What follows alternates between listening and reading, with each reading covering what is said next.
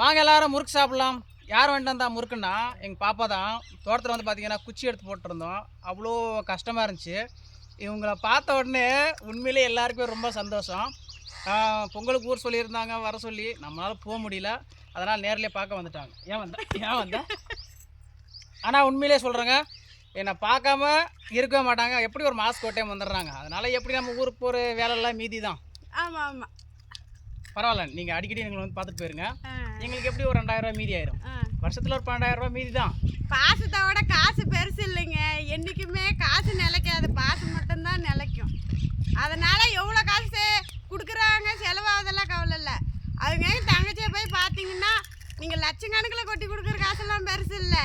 ஒரு ரூபாய்க்கு ஒரு சாக்லேட் வாங்கி போய் கொடுத்து உங்கள் தங்கச்சி பார்த்துட்டு வந்தீங்கன்னா அது சந்தோஷம். அது கோடி கணக்கு கொடுத்த மாதிரி இருக்கும். அதனால் எங்கள் அண்ணனுக்கு அவசரம் நான் வந்து பார்த்துட்டு போகிறேன். அவ்வளோதாங்க. எந்த பிரச்சனையும் இல்லாமல் வந்து பார்த்துட்டு போயிடுறாங்க. அவங்க சொன்னது லைட்டாக உரைக்குது, இருந்தாலும் எல்லாரும் என்ன மாதிரி இருக்காதீங்க. போய் தங்கச்சி பாருங்க, போட்டோ கொடுக்குற நீ வெளுத்து போட வேண்டியது. ஸோ பாய்ங்க எல்லாருக்கும்.